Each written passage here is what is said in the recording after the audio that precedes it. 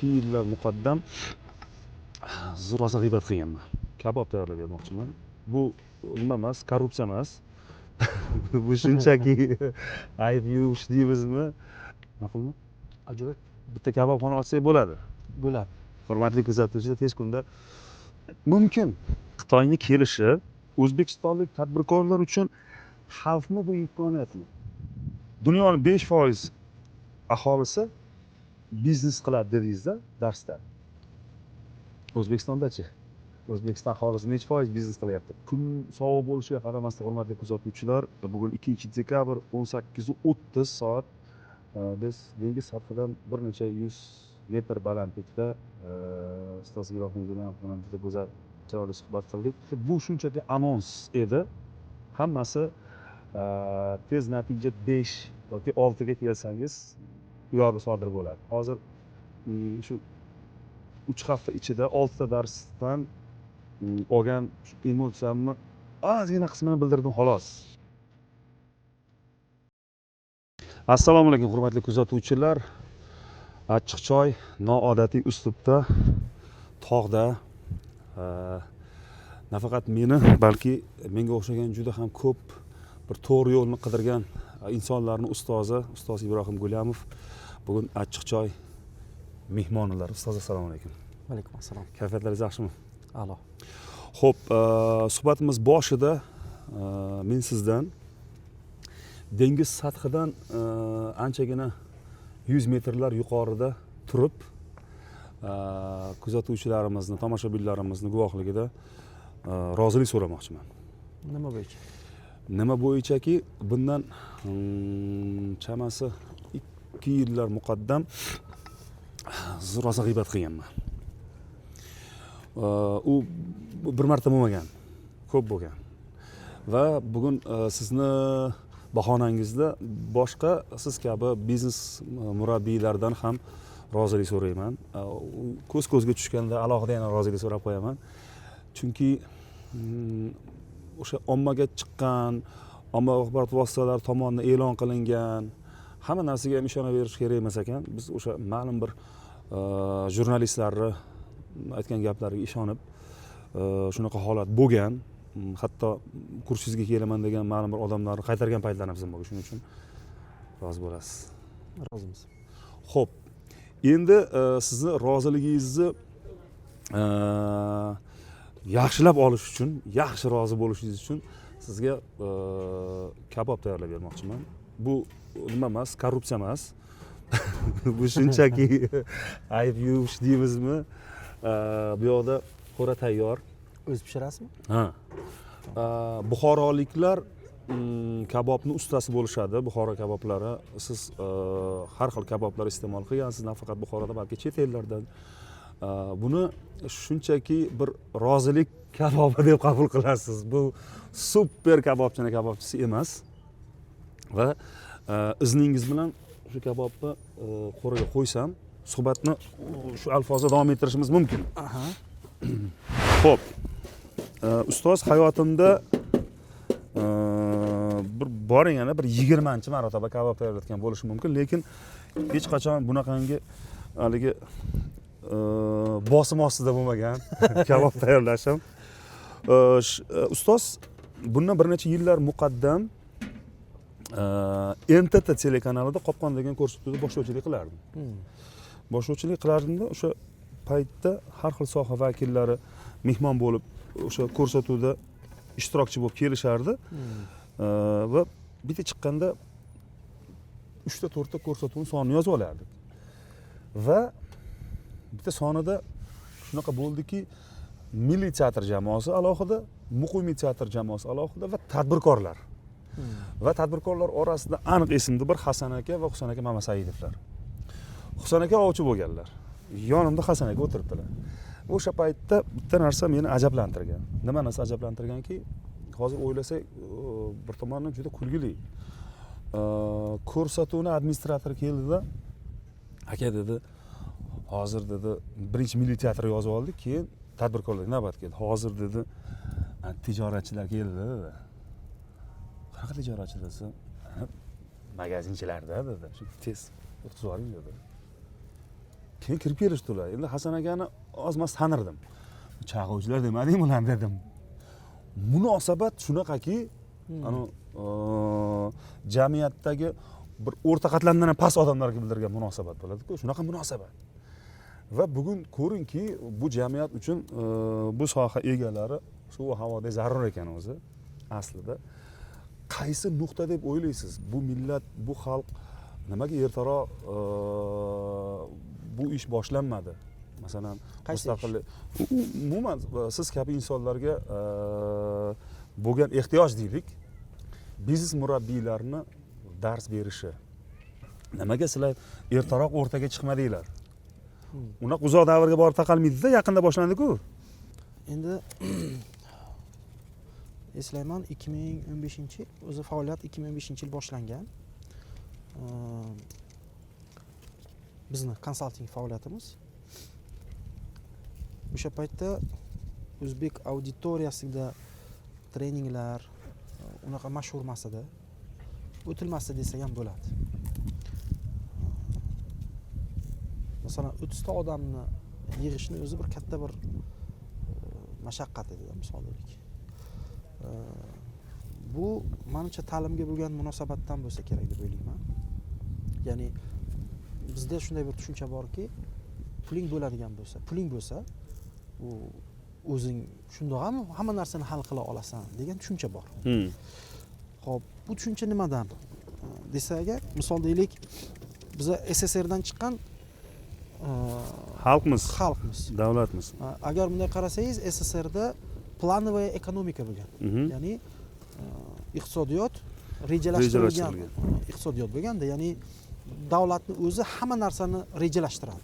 Qancha paxta, qancha bug'doy, qancha mato, qancha nima kerak o'zi yo'naltiradida, ishlab chiqaradi va kerakli joylarga ta'minlaydi. Shuni evaziga tadbirkorlik kerak bo'lmagan, chunki tadbirkor mumkin emas tadbirkorlik qilish. Chunki SSRni yo'nalishida tadbirkorlik bu mumkin emas. Davlatning o'zi hamma ishni qiladi. Endi mana shu joydan chiqqan bo'lganimiz uchun tadbirkorlikka munosabat ham o'sha yerdan chiqqanda. Tadbirkorlik qilgan odam, u bu narsalar oldi sotdi qilgan odam chayqovchi bo'lgan hisoblanganda endi. Ana endi kimki nimadir olib kelsa, o'sha SSR endi qulagandan keyin kimga nimadir olib keladigan bo'lsa, uni savdosi uchadigan bo'lgan. Chunki talab juda katta, taklif esa yo'q. Shu natijasida haqiqatan ham tanish bilishi bor, puli bor. U bu nimadir agar olib keltira olsa, yaxshigina pul topish imkoni bo'lgan. Shuning uchun nima ish bilan shug'ullansangiz ham biznesingiz gullab yashnashi juda ham oson bo'lgan. Klientga qo'pollik qilsangiz ham sota olasiz. Nima qilsangiz ham olib kelsangiz bo'ldi. Ishlab chiqarsangiz bo'ldi. Shu davr bo'lgan. Bu davr men eslayman o'sha SSR dan keyingi davrda magazinlar bo'lardi-da. Bitta qishloqda bitta magazin. U magazinchi sizga qo'pollik qilsa ham boshqa boradigan joyingiz yo'q-da. O'sha g'aybulla. O'sha joydan olishga to'g'ri kelardi. Endi ana o'sha nimadan chiqqanmiz-da. Pul bo'lsa bo'ldi, o'zimiz savdo qilamiz degan jarayon. Endi keyinchalik tadbirkorlik kuchayishni boshladi, tadbirkorlar ko'payishni boshladi. Imkoniyatlar kengayishni boshlagandan keyin raqobat paydo bo'lishni boshladi. Va nimadir qilsa, uni raqobatchisi tezgina oladi, kopiya qiladi, birga bir yangiligini erta-indin уже raqobatchilar qilyapti. Qilgan narsalari ish bermayapti. Avval bilgan narsalari endi ish bermayapti. Raqobat kuchayib ketyapti. Shu joyda nimadirni boshqacha qilish kerak bo'lishga talab paydo bo'ladi. Masalan, chetda biznes konsultantlar, konsalting korxonalari bormi? Mirovoy kompaniyalar bor, masalan, McKinsey'ga o'xshagan. Milliardli kompaniyalar, 10 minglab odamlar ishlaydi, masalan. Demoqchimanki, o'zi bu praktika bor. Chetda misol deylik. Chetdagi narsa esa sekin-sekinlik bilan bizga kirib keladi-yu. Chetdan Rossiyaga, Rossiyadan sekin-sekin Qozog'iston va bizning taraflarga ham keladi. Men o'zim ham ko'p ustozlarda, har xil ustozlarda o'qiganman. 2015-yilda o'sha qaror qabul qildikki, bu konsalting bozori O'zbekistonda ham rivojlanadi, talab bo'ladi degan bir nima bo'ldi-yu. Birinchi qadamlar qo'yildi shunda. Bu masalan mustaqillikka erishilgan yildan hisoblasak 19 yil bo'ladimi? 2010 bo'lsa 19 yil bo'ladi. Ha? Kech emasmi? Bir mustaqillikni qo'lga kiritgan davlat uchun bu yo'lga o'tish kech boshlanmadimi? Kech qolmadikmi? Umumaligi sal ertaroq boshlanganda bugun kunimiz boshqacharoq bo'lmasmidi? Endi tayyor bo'lib kelish ham kerak-da. Mana shashlikni hozir olib tezlashtiraylik deb shuni tezroq bo'lsin desangiz agar hozir agar oladigan bo'lsak, xom bo'ladi-da. O'sha uchun har bir narsani o'zini vaqti bor. O'sha vaqtida bo'lgani yaxshi. Ustoz, hamma ham biznesmen bo'lishi mumkinmi? Mana haqlimi degan savolga ha, mumkin. Lekin o'zimman hammada ham muvaffaqiyatli chiqish mumkinmi? Masalan, o'qisa, harakat qilsa. Bu savolingizga bilasizmi qanaqa narsa deyishi mumkin? Insonga Alloh taolo har xil qobiliyatlar berganda, har xil qobiliyatlar bergan. Qobiliyat bor, yoki talant desak shuni. Ikkinchi narsa harakat, mehnat bor. Talant, mehnat. Endi o'zi tadbirkorlik, biznes ham bu ham bir talant o'zi aslida. Talant bor. Kimlardadir shu talant yo'q. Tadbirkorlikning talanti yo'q. Lekin agar hayot uni majbur qilsa, o'zi juda qattiq xohlasa, talanti bo'lmagan taqdirda ham o'sha bilim olish asnosida va mehnat qilish asnosida tadbirkorlik bemalol qilsa bo'ladi. Balkim juda katta biznesmen bo'lmasligi mumkindir. Lekin mehnatini samarasi bo'ladi. Mehnatini, harakatini natijasi bo'ladi. Yaxshigina pul topa oladi, yaxshigina deylik faoliyat yurita oladi mehnatni evaziga. Masalan, Messini iste'dod natijasi deyiladi-da. Ronaldoniki mehnatning natijasi. Lekin mehnatning natijasi ikkalasidan ham iste'dod, faqat mehnat emas. Bu yerda mehnat ham bor, ikkalasidan ham iste'dod bor. Ha. Ikkalasidan. Lekin Ronaldoda mehnat ko'proq-da. Nima deb o'ylaysiz? Ronaldoda mehnat qilganlar yo'q deb o'ylaysizmi? Mana bunaqa narsada ham iste'dod bor, ham mehnat bor. Ikkalasi jamlangan paytda bitta odamda ham iste'dod ham mehnat jamlanganda faqat mehnat jamlangan odam bilan baravar bo'la olmaydi. Masalan, Ronaldodan ko'p mehnat qilgan bo'lishi mumkin bo'lgan qaysidir bir futbolchi bo'lsa-da, Ronaldoda ham mehnat bor, ham iste'dod. Bu ikkalasi jamlangani uchun teng bo'lib bo'lmaydi. Ham iste'dod bor chunki. Ham mehnat bor. Buni DNKga bog'liq joyi bormi? Zo'r biznesmen bo'lish DNKga bog'liq joyi. Bilmayman. DNK bo'yicha hech narsa deya olmayman. Chunki masalan, aytaylik, Shahrixondan, Andijon Shahrixon, G'ijduvondan, Qo'qondan, Andijon shahardan zo'r savdogarlar chiqadi-da. Aha. Bu borada hech narsa deya olmayman. To'g'risini aytsam, DNK analizlari deymizmi, DNK kuzatuvlari deymizmi, bu borada hech qanday tajribam yo'q, o'sha uchun hech narsa deya olmayman.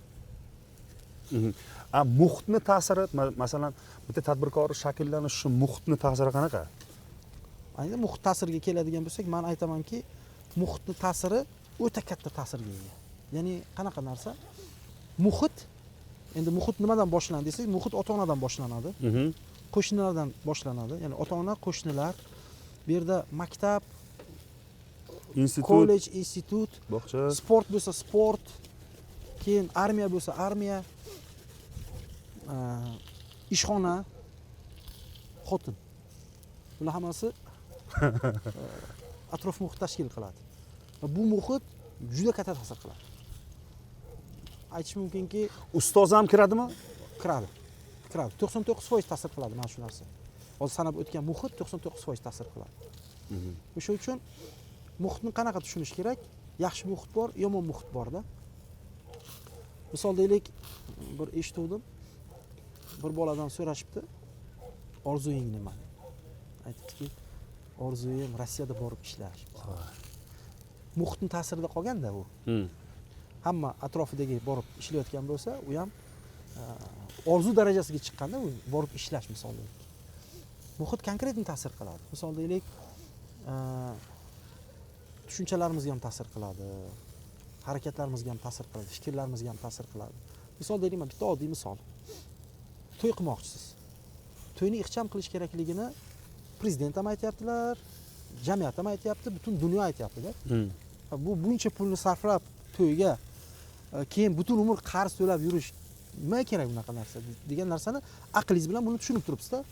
Lekin hozir ertandan o'g'lingiz voyaga yetib to'y qilish kerak bo'lgan paytda muhit sizni shunaqangi bosadiki, bu yerda qo'shnilar, bu yerda ota-onangiz, bu yerda qarindoshlar, bu yerda xotin, bu yerda yana kimlardir. Kattaroq to'y qilmaysanmi? Bu tanish bilishlar nima bo'ladi, qo'shnilar nima bo'ladi? Qarasangizki, siz ham yana 400 kishi, 500 kishilik odam chaqiryapsiz-da. Bilib turib shu narsani qilasiz. Nima uchun bunaqa qilasiz? Odamlar nima deydi? Ta'sir qiladi sizga mana shu. Bu muhitning ta'sirini ostida biz qaysidir narsalardan qayta olmaymiz. Muhit shunaqa shakllanib qoldiki, ilmni qadri qolmay qoldi. Ustozni qadri bo'lmay qoldi. O'qib kim ham bo'larding deydigan muhit bo'lib qolsa. Agar o'rgatish kerak bo'lsa, men senga o'zim chaqirma, o'zim senga o'rgatib qo'yaman degan muhit bo'lsa. Yo'q bo'lgan narsalarni ko'rsatish bilan tashqi ko'rinishga ko'p e'tibor qaratadigan muhit bo'lsa, bu ta'sir qilib ketaveradi. Yo'q narsani bor qilib ko'rsatamiz, ilmga qiziqish yo'q. O'zim bilaman deydigan muhit va bu ta'sir qilib ketaveradi. Qo'shniga ta'sir qiladi, oilangizga ta'sir qiladi, do'stlaringiz ta'sir qiladi. Masalan, men bitta narsani bildimki, mana tadbirkorlar bizda o'qiydi-ku. Ayrimlardan so'rasam, aytadiki, 4 yil 5 yildan beri sizni kuzatib boraman deydi. Aytdim, nimaga kelmagansiz? Aytadiki, atrofdagilar, nima qilasan, o'qib shundoq ham sen bilasan-ku. Kelib nima qilasan? Men o'zing shundoq ham bilasan, tajribang bor, boshqa nima kerak senga o'qish degan ko'p narsalar bo'lgan. Hozir dedi hech kimga aytmasdan keldim deydi. Nimaga unaqa qilding desa agar, hozir yana deydi biz meni anaqa bosim berishadi, bosim berishadi, to'xtatishadi, kulishadi ustimdan deydi. Yoshing masalan falonga kelibdi, masalan 40 yoshdan odam o'qiydimi deydi. Mana shunaqa tushunchalar bor, bu hammasi atrof muhitning ta'siri. Masalan, puling bo'lsa bo'ldi, o'zing shundoq ham ishlab ketaverasan degan tushuncha bor. Masalan, pulni nimaga sarflaydi desangiz agar, bino sotib oladi. Pulni binoga tikadi. Ya'ni pulni ham noto'g'ri sarflash joyi ham bor. Faqat bino o'zimniki bo'lish kerak degan tushuncha bor. Misol deylik, masalan, Zafar Hoshimovni agar qarasangiz, hozir почти 180 ga yaqin tarmoq bo'ldi-da. Tarmoqlarning ko'pi o'zlariniki emas, misol deylik, bino o'zlariniki emas. Shunaqa katta tadbirkorlarning masalan strategiyalarini, biznes modellarini, biznesni yuritishdagi nimalarga qarang, qanday olib boradi. Keyin shu xalqlar haqida gap ketadi-ku, mana falonchi xalq bu juda biron xalqda deydi. Baribir tarixga nazar tashlasak, bu haqda siz yetarlicha ma'lumotlarga egasiz. O'zi bu xalq savdoda, tadbir tuzishda, tadbirkorlikda, bugungi til bilan aytsak biznesda qanaqa o'zi imkoniyatlari, bu xalqning imkoniyatlari qanaqa? Tarixdan agar qarasak, Buyuk Ipak yo'li o'tgan markazlardan biri bo'lgan, o'sha yerda o'tgan juda katta tadbirkorlik bo'lgan. O'sha tadbirkorlarni xayr va ehsonlarini, saxovatlarini evaziga juda katta olimlar chiqqan. Ular sponsor bo'lganda. Ilm rivojlangan, ilm rivojlanish finans bilan bo'ladi. O'z-o'zidan bo'lmaydi. Qo'llab-quvvatlash bo'lgan. Buyuk olimlar, misol deylik, buyuk insonlar chiqqan. Amir Temur bobomizga o'xshagan buyuk sarkardalar chiqqan. Yaxshigina nima deydi, tarixda o'rin egallagan odamlarda, endi ta'sir o'tkaza olgan, imperiya qura olgan odamlar chiqqan. Ilm ham, ma'rifat ham, biznes ham, arxitektura ham hamma narsa rivojlangan. O'zi bunday asossiz bor bizda. Uni fundamentimiz bor. Tarixga bitta nazar soladigan bo'lsak, tarixni bir kovlaydigan bo'lsak, yana o'shanaqa narsani davom ettirish mumkin. Bizda уже bor bu narsa. Xo'p, ustoz, endi men gapirishim ancha esimdan chiqib qolgan. Kabob qilishim ancha esimdan chiqib qolgan, lekin sizni bahonangizni bir eslashga harakat qildim. Marhamat, tatib ko'rishingiz mumkin. Xo'sh, buni qanday nima qilamiz? Xo'sh. Qani? Mana sanchiqi. Xullas, kabob katta maydalashib o'tirmadik. Biz ko'proq gaplashishimiz kerakligi uchun ma'qulmi? Ajoyib. Bitta kabobxona ochsak bo'ladi. Bo'ladi. Hurmatli kuzatuvchilar, tez kunda mumkin.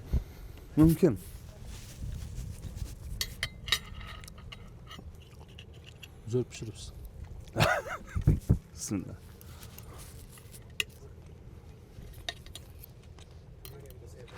Ustoz, baribir mutaxassislar oldindan tashxis qo'yishadi-ku, bashorat emas. Kelajakda mana bunday bo'ladi, mana bunday bo'ladi agar shu ketishda degan. Kelajakdagi 5 yillikni eng zo'r biznesi qaysi bizneslar? Qaysi biznes bo'lishidan qat'iy nazar ham o'sha talabgor biznes bo'ladi. Hozir esa oxirgi davrda IT ga talab oshib ketyapti. Mana sun'iy intellekt ishga tushgani ko'p bizneslarga kirib ketishiga sabab bo'ladi. Yo'nalishlar ko'p ITlashadi. Oddiy bir oziq-ovqat do'koni ham ITlashga to'g'ri keladi. O'shanga sohalardan IT rivojlanishi juda ham aniq. Ko'p safarga chiqasizda, dunyoni qanday rivojlanayotganini sezasiz, bilasiz va yaqin kelajakda O'zbekistonga shu kirib keladi. Biz tayyor turishimiz kerak, biz tayyorgarlik ko'rishimiz kerak deb nimalarni ayta olasiz? Masalan, biz ma'lum bir internet platformalarida tayyor emas edikda, u kirib keldi, boshqa tomonga olib ketib qoldi. Nima asosiy ko'zlangan maqsad emas, aks ta'sir ko'rsatib yuboradi. Nimalarni ayta olasiz? Biz shunga tayyor turishimiz kerak. Yaqin kelajakda keladi bu. Har bir soha bo'yicha bozordagi yetakchi kompaniyalar kirib keladi. Har xil sohalar bo'yicha. Har xil sohada raqobat kuchayadi. Bu qurilishda ham, bu IT texnologiyalarda ham, bu kiyim-kechak sohasida ham, bu uskunalar, stroy material va hokazo yo'nalishlarda ham yaxshi brendlar kirib kelib, sekin-sekin yaxshigina joy egallashadi. Mana shu narsaga tayyor bo'lish kerak. Har bir tadbirkor har jabhada tayyorlanishi kerak. Ayniqsa xitoyliklar kirib kelishi yaxshigina kuchligina raqobat. Shu mavzu bor. Menda shu mavzu bor. Xitoyning kelishi O'zbekistonlik tadbirkorlar uchun xavfmi, bu imkoniyatmi? Agar hamkorlik qila olsa xitoylik kompaniya bilan imkoniyat. Sababi ulardan tajribalar o'rgansa bo'ladi. Agar hamkorlik qilmasa, o'zida ishlamasa, rivojlanmasa, yangi narsalar qilmasa, xavf bo'lishi mumkin tadbirkor uchun. Lekin butun xalq uchun mahsulot arzon bo'lishi, yangi narsalar paydo bo'lishi, iqtisodiyotning rivojlanishi kabi narsalarga ta'sir qiladi. Va baribir sizlar buni analiz qilasizlar, Xitoy tomon uchun O'zbekiston qanaqa qaraydi O'zbekistonga ular? Masalan, biznes qilish uchun qulay lokatsiyami yoki endi hisob-kitob qilish kerak bo'lgan xitoyliklar juda strategik odamlarda. O'zbekiston misol deylik, через O'zbekiston yana boshqa joylarga ham chiqish rejalashtirilayotgan bo'lishi mumkin-da. Misol deylik, O'rta Osiyoda O'zbekistonni markazida turibdi, misol deylik, O'rta Osiyoga ta'sir qilish bor. Bu yerdan ishlab chiqarish qilish mumkin. Rossiya bozorlari bilan ishlash mumkin. O'zbekistonda ishlab chiqarib turib, O'zbekistondan masalan Amerikaga sotish mumkin. Misol deylik, o'zini hozir Xitoyga ham yaxshigina bojlar qo'yapti-yu Amerika. Bizning davlatimizga unaqa katta bojlar yo'q. O'zi Xitoy qayerda imkoniyat ko'rsa, o'sha imkoniyatlardan foydalanadi. Nimalar bor bizda? Masalan, Xitoy ko'rib turibdi, biz ko'rmayotgan. Masalan, bir eshitdik, qayerdadir shunchaki chiqindilar uyumi. Xitoy ko'rib qolsa ham shuni. Xitoyliklar o'zi har joyda imkoniyat ko'radi. Biz ko'p ko'rmagan imkoniyatlar ko'p. Konlar temasida ham bor. Samarqandda bir mijozimiz xitoyliklar bilan hamkorlikda zajigalka chiqaryapti. O'rganib chiqishgan, yo'q ekan shunaqa narsa. Navoiyda bir nimani eshitdim. Mramor konlarini topishgan. Mramor ishlab chiqarishgan. O'sha chiqarishni yo'lga qo'yishgan. Shovotda bir eshituvdim. G'isht ishlab chiqarishni yo'lga qo'ygan. Odatiy g'ishtlarimizdan ko'ra ancha xuddi shokolad plitkasiday deydi. Bilmayman hozir ishlab chiqarish bormi yo'qmi u yerda.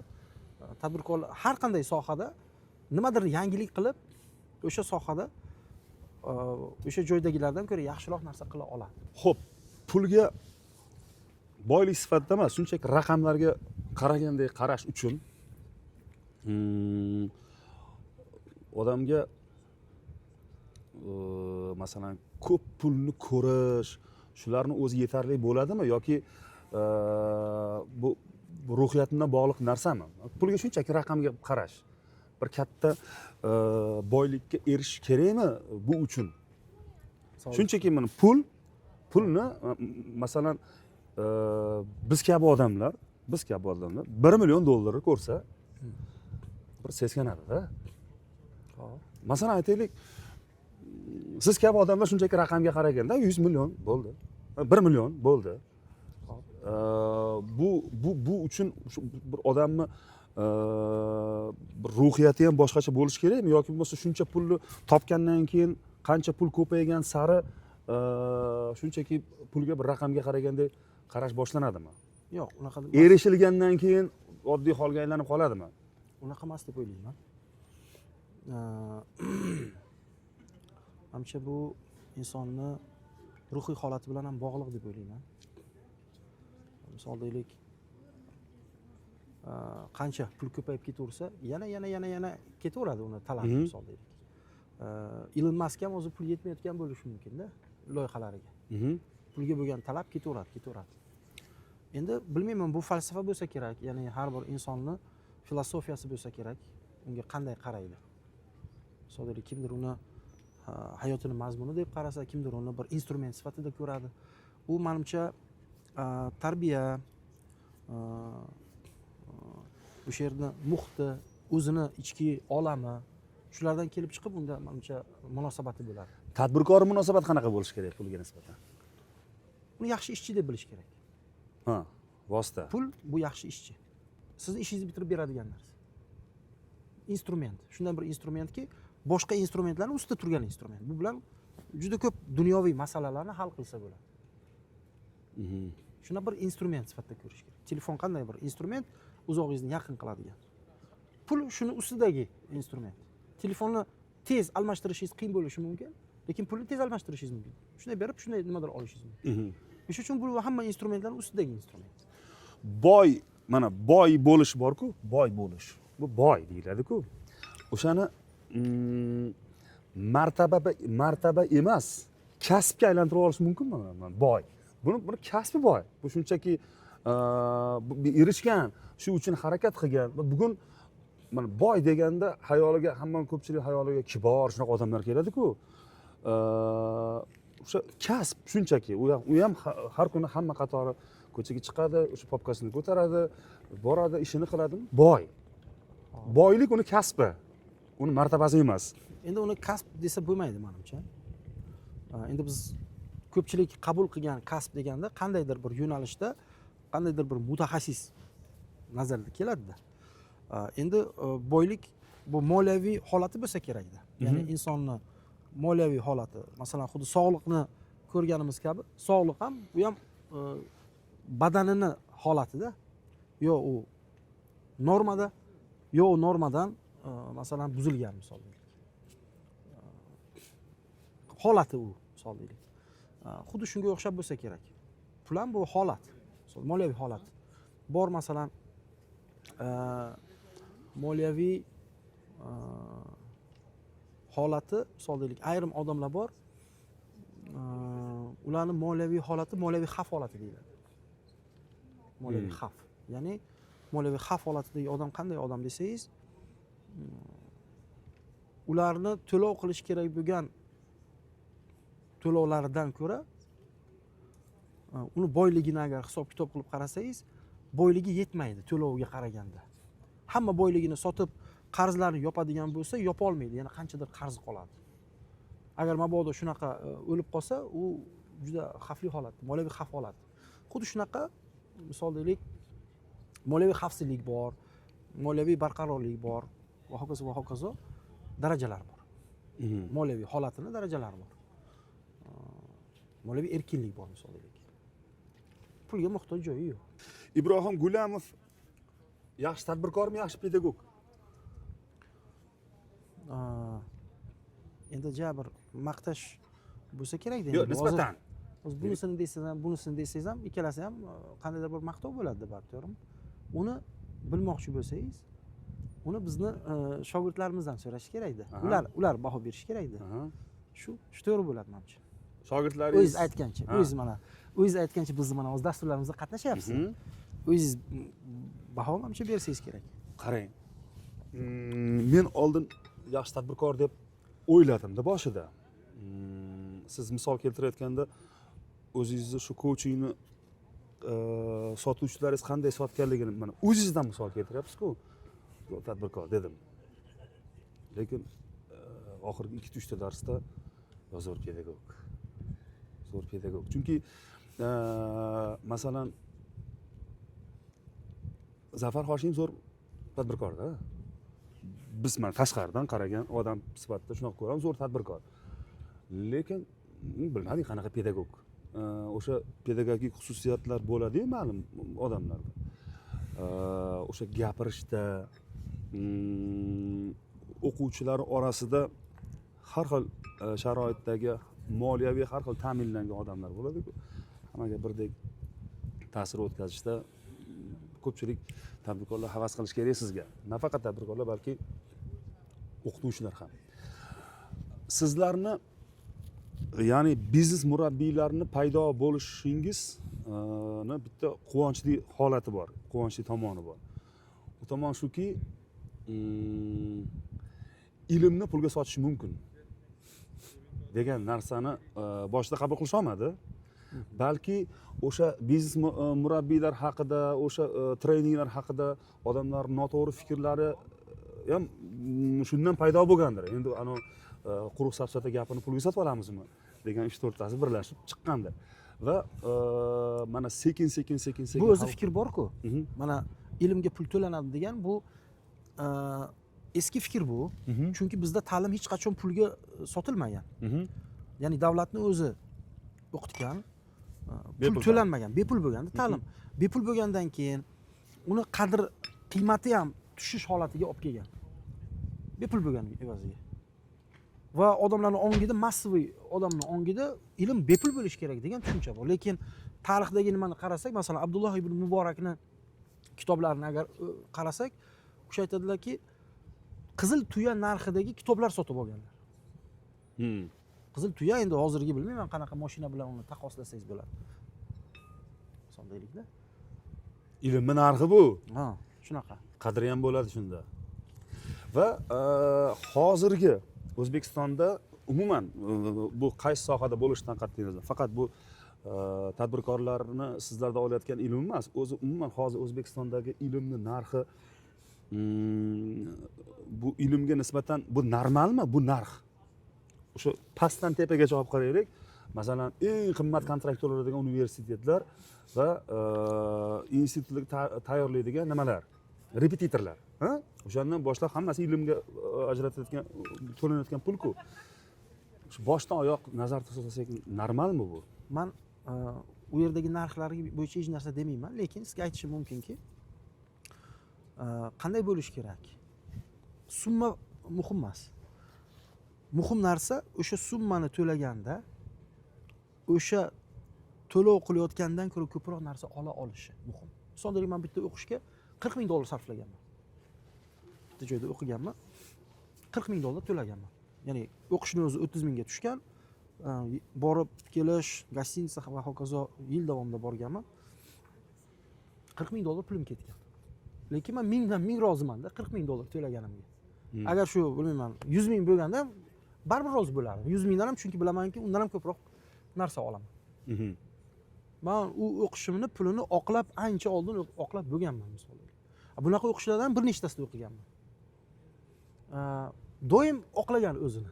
Ana endi siz hozir aytayotgan ta'lim kurslari yoki qandaydir bir o'quv muassasalari u yerni bitirgan, tugatgan o'quvchilar, talabalar shuncha pul to'lagan, shuncha umrini sarflaganiga yarasha olyaptimi? Natija bo'lyaptimi? Shunga qarash kerak. O'qisa-yu hech bir joyga ishga kira olmasa, o'qisa-yu 0 уровень bilan ishga kiradigan bo'lsa, balki o'ylab ko'rish kerakdir. Oilada mana biz xalqimiz hali ham davom etyapti-da. Ilm olayotgan odam, masalan talaba, viloyatdan kelib Toshkentda o'qiyotgan talaba ga bo'laveradi degan qarash bor-da hali ham bizda. O'sha talaba desa hali ham odamlar xayoliga lapsha keladi-da. Talaba desa metroda yurish keladi, talaba desa avtobusda yurish keladi, talaba desa Mardikorov bozoriga ham chiqsa bo'laveradi. Bu ana shu talabani ota-onasi tomonidan ham shu xayrixohlik bildiriladi-da. Bu talaba bu deydi. Lekin hali talaba bo'lmagan, maktabda o'qiyapti, yo bunga yaxshiroq bo'lish kerak. Bitta o'g'li masalan uylangan, bola chaqali. Ya bu bolasi borda bunga yaxshiroq bo'lish. O'zini qo'ynida o'sha oila birga yashaydi. Bu baquvvat ish kerak. Lekin talabada u.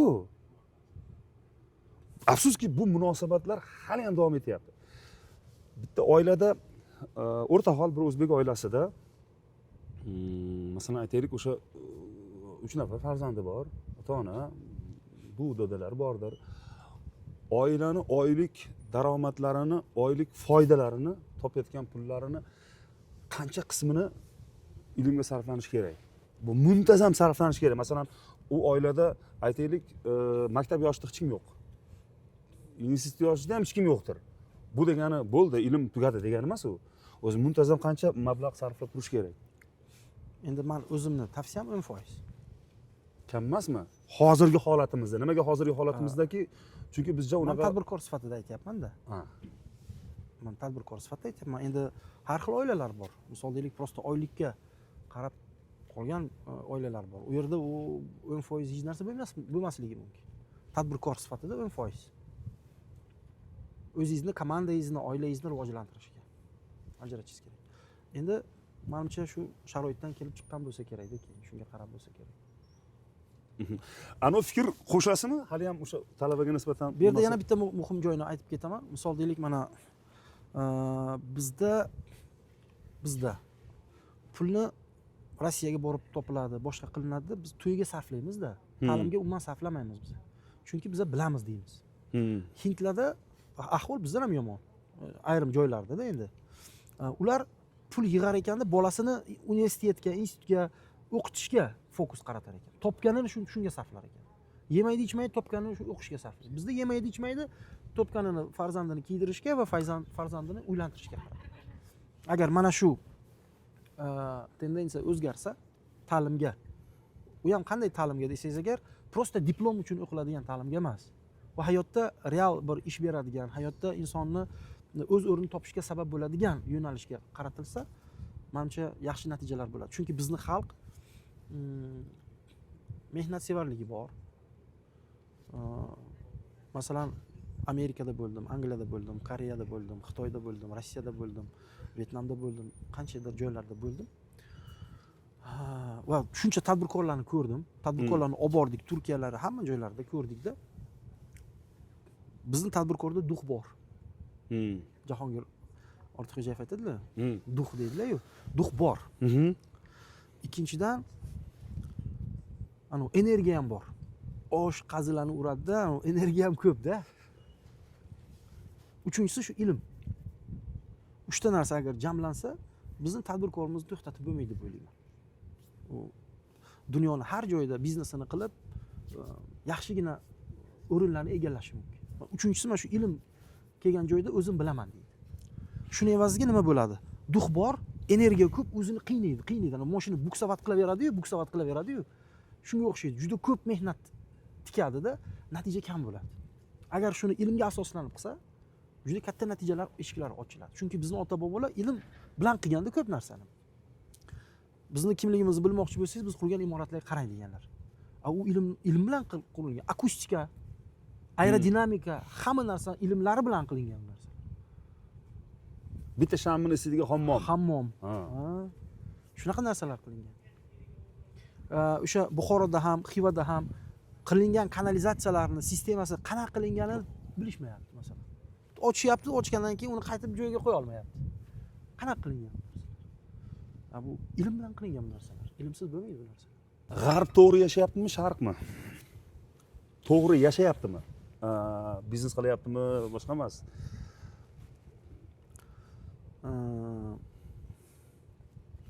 Endi Sharqli sifatida nima deysiz? to'g'ri yashayapti degan tushunchani qanday qarashimizga bog'liq. Nimadan kelib chiqamiz to'g'ri yashash deganda? Butun insonni yaralishdan maqsaddan kelib chiqib aytadigan bo'lsangiz, sharqda ham, g'arbda ham noto'g'ri yashayotganlar bo'lishi mumkin. Sharqda ham, g'arbda ham to'g'ri yashayotganlar bo'lishi mumkin. Bu kim yashayotganiga bog'liq bo'lsa kerak. Bu birinchi rakursda endi qarashni. Endi masalan g'arbliklar ham sizlar noto'g'ri yashayapsizlar deyishi mumkin. Bizani yashashimiz to'g'ri deyotgan bo'lishi mumkin o'zini rakursida. Agar odamning rakursidan qarasangiz, har kim o'zi uchun yashash prinsiplarini o'zi uchun o'ylab topadi. Shu to'g'ri, bu noto'g'ri degan. Lekin bu qanchalik, bu mezonni o'zi qanchalik to'g'ri degan savol bor. Bu mezonni kim qo'yish kerak? Mana tushunchamda bu mezonni bizni kim yaratgan bo'lsa, o'sha qo'yish kerak. To'g'ri yashash mana bu, noto'g'ri yashash mana bu. Har kim o'ziga mezon qo'yadigan bo'lsa, misol deylik, Noxolislik. shunaqa narsa bo'ladi, kelishmovchilik bo'ladi. Dunyoning 5% aholisi biznes qiladi dedingizda darsda. O'zbekistondachi? O'zbekiston aholisi necha foiz biznes qilyapti? Endi statistika где-то bir 500 ming atrofida. Официально. Ko'proq emasmi? 500 ming. 500 mingdan kamroq. Yo'q, lekin ana masalan Ofitsialniy bu. Hamma coachinglarga kelayotganlar bor-ku. Bitta sizga emas, umuman murabbiylar, coachinglarga kelayotgan qarasangiz hamma biznes qilayotganga o'xshaydi-da. Siz ko'rgan hamma coachinglarda, hamma joylarda o'qigan tadbirkorlarning hammasini qo'shib ayirib plus minus qilsangiz agar, chunki ayrimlarda takror o'qiydiganlar bor-da. Bo'lsa bir 20 mingdan 30 minggacha bo'lishi mumkin. Bo'lsa agar. Hali bor ekan. Biz o'zimiz 10 ming tadbirkorlar o'qitganmiz. Hozircha eng ko'p tadbirkorlarni tizimli ravishda o'qitgan korxonamiz. 10 ming. U endi 10 mingni bunday olsangiz agar 10 yil ichida. Bu juda ham kam. O'zi O'zbekistonda layoqatli qancha aholi bor? Mumkin tadbirkorlik qilish mumkin, o'qishi mumkin. Tadbirkorlar ichidami? Yo'q, masalan shunaqa aytiladi-ku, masalan aytaylik, fast food sotadiganlarga shunaqa ma'lumot beriladi. O'rtoq, baraka topgur. O'zbekistonda manimcha talaba bor. Manimcha aholi bor. Shunchani ichida sen manimchasiga sota olmaysanmi o'zing lavashingni degan nima beradi-ku. Mana masalan sizlar ham o'zaro jamoa bilan muhokama qilsanglar kerak. Bugun ehtiyoj sezayotgan qanchadan qancha bir yilda 2000 ta odam o'qitamiz biz. Bir yilda 2000 ta tadbirkor o'qitamiz. Masalan 500 ming bo'ladigan bo'lsa, tadbirkorlarning soni 500 ming tadbirkor bo'lsa, bir yilda 2000 ta o'qitamiz biz. Bozor necha foiz bo'ladi? Biz eng ko'p o'qitadigan korxona biz. 2000 ta tadbirkor o'qitamiz. Hech shunaqa duch kelganmisiz? Shogirdlar ichida mana gaplashgansiz bo'lmaydi-da. Bo'lmaydi. Ukam yig'ishtirganda qo'ya qolgan endi. Chiqmaydi. Ko'rinib turibdi, bo'lmaydi undan. Bizda shogirdlar уже biznes qilib kelganlar. Biznes qilib turibdi. Ayrimlarda hayron qoladigan joyimiz, qarasangiz agar umuman bo'lmasligi kerak o'zi, lekin bo'lib turibdi-da. Odamni o'zini faoliyati-yu, tushunchasi-yu, bilimi-yu hammasi bo'lmaydi deydigan narsada, lekin biznesi bo'lib turibdi. Men shu narsani ham tushundimki, yana odamlar bor. Mana bu bolada zo'r bo'ladi deysizda, hech narsa bo'lmaydi. Shunaqa narsa bor ekan. Ayrim odamlarga Alloh taoloning o'zi bir bergan joyi bor.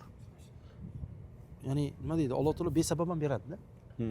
Ayrim odamlarga uni layoqati-yu, uni qobiliyati-yu, uni imkoniyatlari qarasangiz qila olmasligi kerak-da. Lekin qilib turibdi. Shu narsani ko'zingiz bilan guvohi bo'lasiz. va shundan nima bilasizki, demak Alloh taolo beraman desa hech qanday sabablarsiz ham beraverar ekan. Bu birinchi toifa odamlar. Ikkinchi toifa odamlar bor. Ular sabablarni qattiq ushlaydi. Hamma narsani to'g'ri qiladi. Klient oqimini ko'paytiradi, savdoni oshiradi, moliyani to'g'ri hisob-kitob qiladi, xodimlarni to'g'ri ishga oladi, biznes jarayonlarini tartiblashtiradi, strategiya, boshqaruv va hokazo narsalarni qiladi. Ulardan zo'r natijalar bo'ladi. Sabablarni mahkam ushlaydi ular. Ayrimlar bir sabab umuman yo'q, sabablarni to'g'ri ushlamaydi, lekin gullab ketaveradi yuqorida aytganimizdek. Shunaqa narsalar ham bo'ladi. Farqiga borasizmi yo sezasizmi to'g'rirog'i? Masalan, endi baribir har xil raqobatchi bo'ladi-ku. Shogird kelgan, maqsad mod qilish.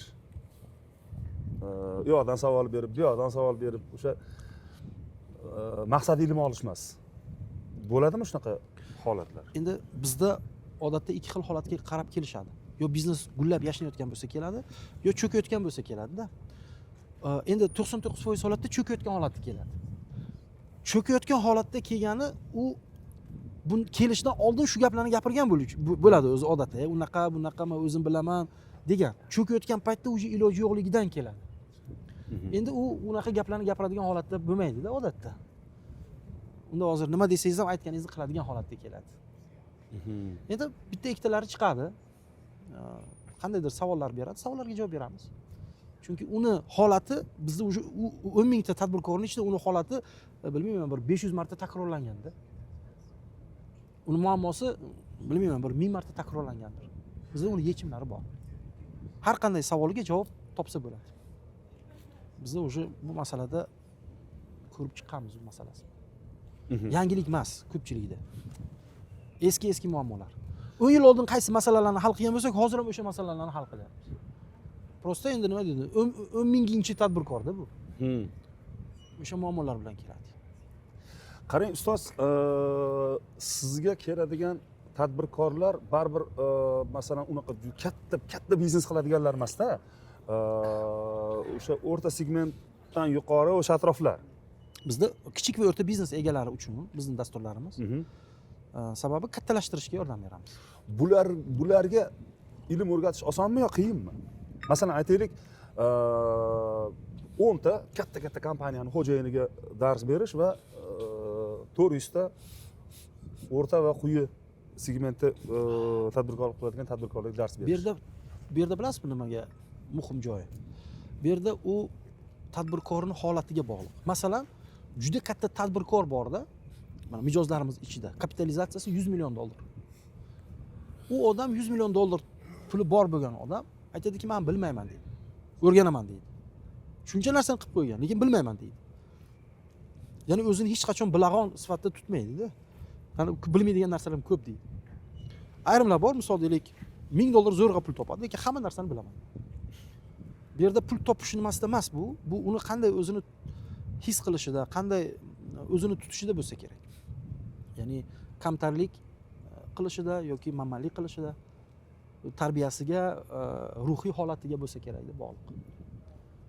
Chunki katta pul topib turib ham o'zini kamtar tutayotganlar bor. Zo'r futbolchi degani, zo'r murabbiy degani emas-da. Zo'r aktyor degani, zo'r rejissor ham degani emas. Zo'r tadbirkor degani zo'r o'rgataman degani hammi yoki yo'q, unaqa emas. O'rgatish u alohida bir qobiliyat. Uni o'rgansa bo'ladi. Chunki ichingizdagi bor bo'lgan bilimlarni to'g'ri yetkazish ham u ham bir mahorat hisoblanadi. U ma'lumotni yetkazayotgan paytda u tomonni ham his qilib, u ma'lumotni yetkazish kerak. Bu nimaga o'xshaydi? Misol deylik, 3 yoshar yoki 2 yoshar farzandingiz bo'lsa, siz u farzandingiz tushunadigan darajada gaplashasiz-da, ya'ni so'zlarni, ma'lumotni unga moslashtirasiz. Misol deylik, 2 yoshar farzandingizga shokoladni tushuntirmoqchi bo'lsangiz, nima deysiz siz masalan? Siz shokoladni nima deysiz unga? mana olib beraman. Siz olib beraman deysa, demak nimaga unaqa qilasiz? Chunki uni tushunadigan darajasida gaplash to'g'ri keladi. Endi 15 yoshar bolangizga ham olib beraman desangiz, uje nima gapadi? To'g'ri kelmaydi. Uni tilida gaplash kerak bo'ladi. Va haqiqiy ustoz bu narsani his qilgan holda to'g'ri podxod qila olish kerak. Bu yerda bilasizmi qanaqa narsa? Ayrimlar bor, aqlli gaplarni gapirishga harakat qiladi, o'zini aqlli ko'rsatishga harakat qiladida, terminlar bilan aqlli qiyin so'zlarni ishlatishga harakat qiladida. U o'quvchini o'ylamaydi bu yerda. Uni o'quvchini oldida shunaqa bir qilsak, professional so'zlarni ko'p ishlatsak, bir biz professional ekanmiz deb ko'rsatishga harakat qiladi. Unaqa emas. Uni tushunishi juda muhim o'quvchini. Chunki bu bilim uni hayotini o'zgartirishga yordam berishi kerak. Borib nimadirlarni boshqacha qilishga yordam berishi kerak. Va u maksimalni tushunadigan darajada gaplashish juda muhim. Mahoratga bog'liq. Shu o'rgatayotgan ustoz. Bitta tadbirkor bilan gaplashganimizda bitta gap gapiryapti. Biznes hamkori bilan uchrashuvga borayotgan paytda sen u shunday tavsiya beryapti. Tadbirkorga shunday tavsiya beryapti. Sen bir yangi hamkor bilan uchrashuvga borayotgan paytingda falonchi brenddagi kostyum kiyasan, falonchi brenddagi ko'ylakni kiyasan, falonchi brenddagi tuflini kiyasan, falonchi brenddagi soatni taqasan, falonchi brenddagi atirni sepasan va gelikni ijaraga bo'lsa ham olasan, borasan, nechadir foizga ishing hal deyapti. Keyin men aytdimki, qarshi tomon hamkor u ham shunaqa kelgan bo'lsa-chi, u ham sendan maslahat olgan, u ham shunaqa kelgan bo'lsa-chi, unda ish nima bo'ladi dedim. Mana shu narsalarga men qarshiman, to'g'risini aytsam. To'g'ri, tashqi ko'rinish rol o'ynaydi, ta'sir qiladi, lekin soxtalik yaxshi emas. Soxtakashlik yaxshi emas. O'sha chetda bo'lgan paytda mana shu taraflari bizga yoqadi-da. Misol deylik, Angliyada ham, Amerikada ham qanaqa odam shunaqa, balki milliarder bo'lishi mumkin, millioner bo'lishi mumkin, lekin juda sodda ko'rinishda. Ya'ni unaqangi soxta qanaqadir narsalar yo'q-da u yerda. Mana shuni qadrlayman men. Misol deylik. Va siz aytayotgan narsalar qarshiman bunaqa narsalar. Keyin bu masalan shunaqa narsa urchigan, shunaqa narsa avj olgan bir jamiyatni olib qarasa ojizligi hamda. Masalan, o'sha yangi paydo bo'layotgan umuman odamlar bir-birini ochiqdan ochiq aldashga harakatda. O'sha yaltir-yultir bilan ko'zini shamg'alat qilib, bu yoqdagi o'sha o'rta miyoni loyihani tiqishtirishda.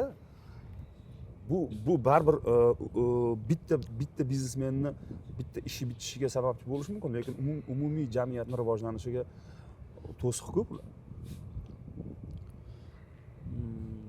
Qo'shilaman. O'zi tashqi ko'rinish muhim. Tashqi ko'rinishingiz sohangizga, kasbingizga mos tashqi ko'rinish bo'lishi kerak, lekin aytgandek haddan tashqari qanaqadir o'zini ko'rsatishga harakat qilish kerak emas.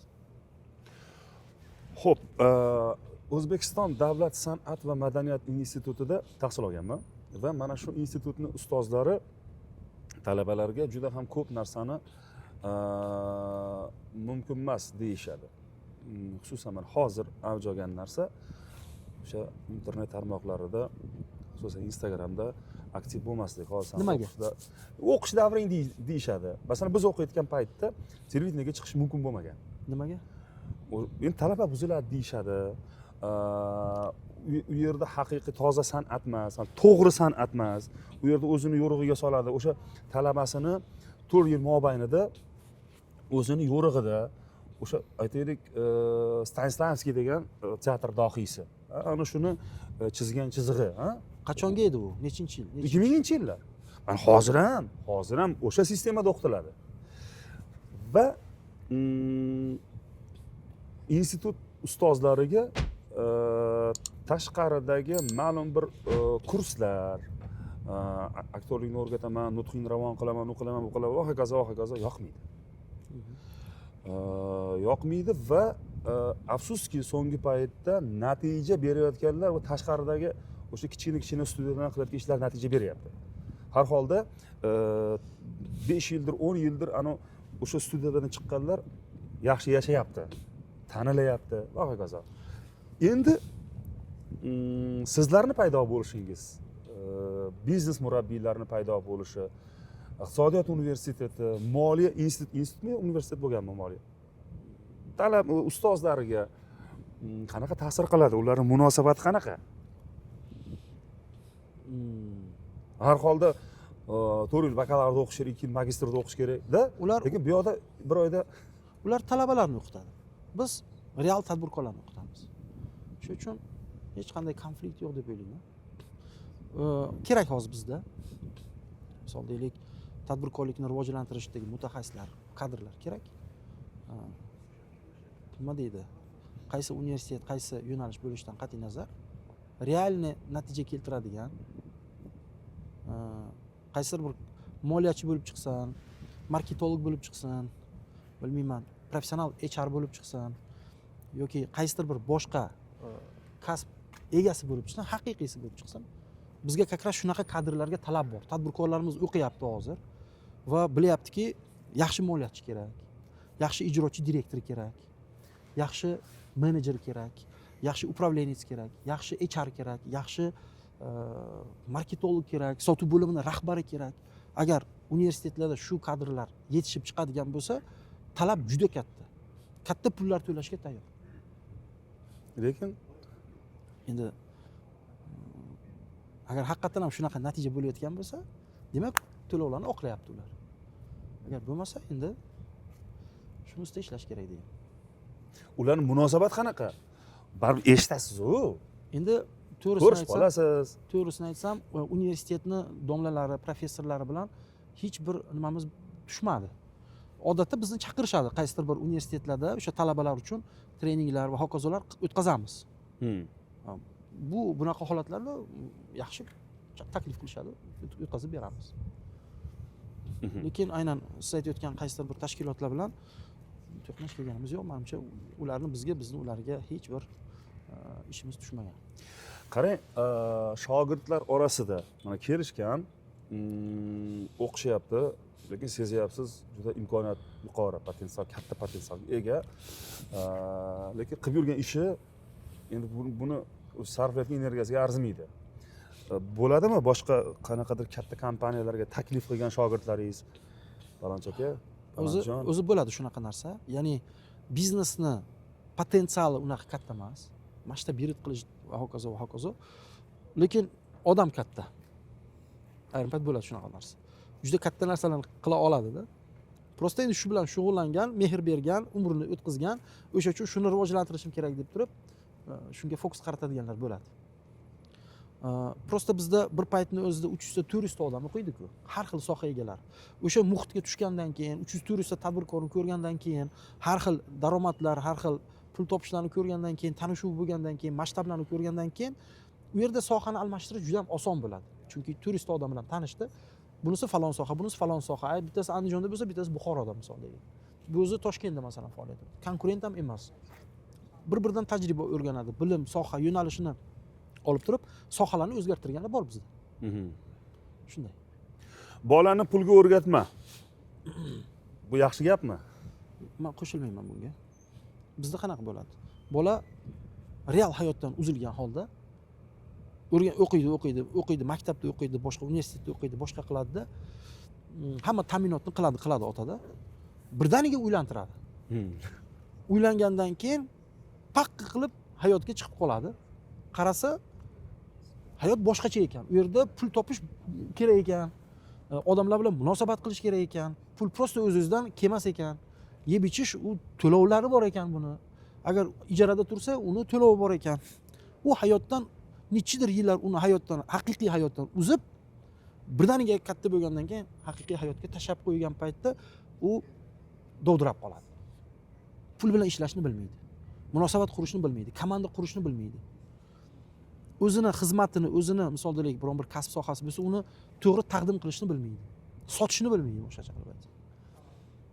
Shuning evaziga u hayotdan qandaydir bir qiynalishga olib keladi bu jarayonlar qiynalishga olib keladi va bolalarni bolaligidan haqiqiy hayotga o'rgatish kerak. Masalan, Xitoyning bog'chalarida, bog'cha joyida bolalarni haqiqiy hayotiy saboqlar berishadi. Nimadir pishirishni o'rganadi bog'chada. Nimadir tikishni o'rganadi bog'chada. Nimadir haqiqiy yasashni o'rganadi. Bog'chada bo'ladi bu jarayonlar. O'sha yerdan boshlanadi o'rganish. Mana bizda o'qigan tadbirkorlar maktab tashkil qilish jarayonida pul bilan ishlashni maktabdan o'rgatyapti. Masalan, shu maktablardan birida bo'lgan paytimda o'sha yerni bolasi bilan suhbat qildikda. Qancha puling bor desam, aytibdiki, shuncha pulim bor dedi. Ya'ni maktabni o'zini puli bor, pul birligi bor.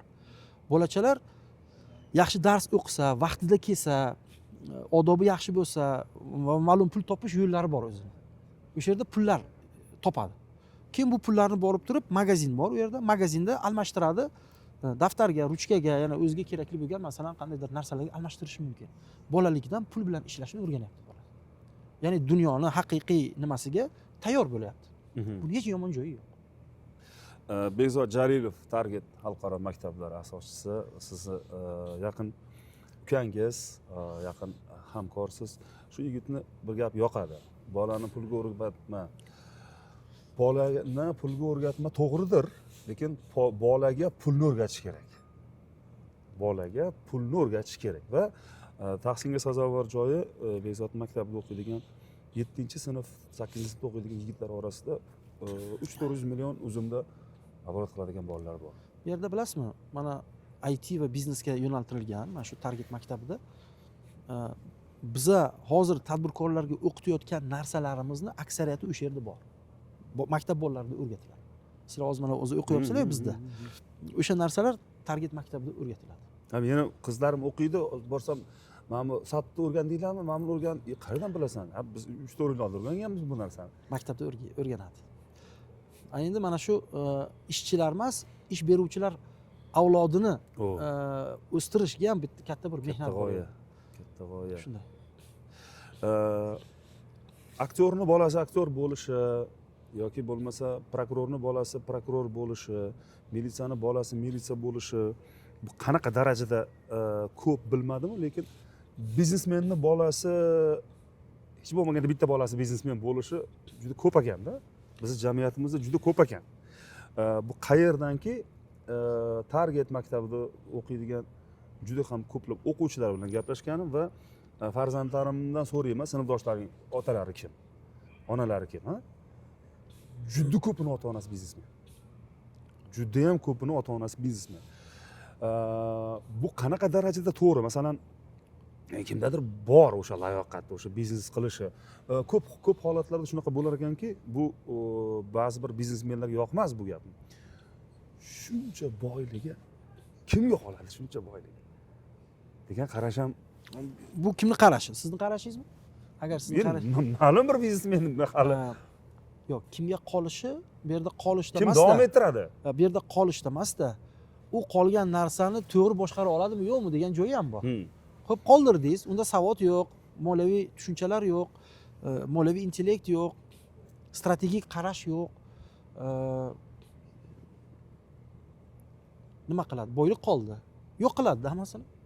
Shuncha otasi qilgan narsasini yo'q qiladi. O'sha uchun to'g'ri qarashda, ya'ni siz topgan pulingiz bu sizni topgan pulingiz. Bu pullaringiz bolangizni rivojlanishiga hissa qo'shish kerak, lekin prosta berilishi noto'g'ri narsa. Uni rivojlanishga imkon berish kerakda, sharoit yaratib berish kerakda. Bu imkoniyatlardan u o'ssin, o'zi qilsin shu narsalarni. Sizni pulingizga yashamasin. Sizni pulingizga qilmasin tirikchilikni. Shu to'g'ri qarash deb bilaman. Ustoz, kun sovuq bo'lishiga qaramasdan, hurmatli kuzatuvchilar, bugun 2-dekabr 18:30 soat biz dengiz sathidan bir necha 100 metr balandlikda ustoz Ibrohim Gulamov bilan juda go'zal, chiroyli suhbat qildik. Sovuq bo'lishiga qaramasdan mana shu suhbatimizga rozilik berganingiz uchun, qanaqadir ma'noda bir ochilganingiz uchun sizga rahmat deymiz. Kuzatuvchilarimiz uchun ham bir qiziqarli ma'lumotlar bo'ldi va hurmatli bizni kuzatib turganlar, bu shunchaki anons edi. Hammasi tez natija 5 yoki 6 ga kelsangiz u yoqda sodir bo'ladi. Hozir shu 3 hafta ichida 6 ta darsdan olgan shu emotsiyamni ozgina qismini bildirdim xolos. Kun sovuq bo'lganigami. Tavsiya emas, maslahat beraman. Agar mabodo shunaqa reja bo'lsa sizda, maslahat beraman, keling. Albatta tadbirkor bo'lishingiz va kelajakda tadbirkor bo'lishingiz shart emas. Shunchaki to'g'ri yashash uchun Ibrohim Gulamov kurslarga yoziling. Agar imkoniyatingiz zo'r bo'lsa, individual dars oling. Va menda paydo bo'lgan fikr o'sha boshida aytdim-ku sizga, oldin ko'p g'iybat qilib qo'yganmisiz deb. O'sha g'iybatning orasida bitta gap bor edi. Men Azim Bayonxonovga ko'p aytganman. Men faqat Ibrohim Gulamovdan dars olishim mumkin individual deganman. Va o'shanda bir to'g'ri gapirgan ekanman va bugun shunaqangi xulosalarga kelyapmanki, shuncha darsdan keyin xudo xolasa katta bo'lsam sizdan individual dars olaman, xudo xolasa. Va bitta boya fikr bildiring dedingiz-ku, nimadan tashqarida, kameradan tashqarida. Bitta haqiqatni qilish kerak bo'lgan bitta zo'r narsani aytdingiz. Umr oxirigacha bilim olish kerak. Hech qachon to'xtamaslik kerak. Umr oxirigacha faqat bilim. Bu albatta qayergadir kursga borib o'qish emas. Albatta qog'oz shaklida kitob ochib o'qish emas ekan. O'sha men hech narsani bilmayman deb kelgandim. Rostdan bilmas ekanman va to'g'ri qilgan ekanman. Rahmat ustoz. Salomat bo'ling. Salomat bo'ling.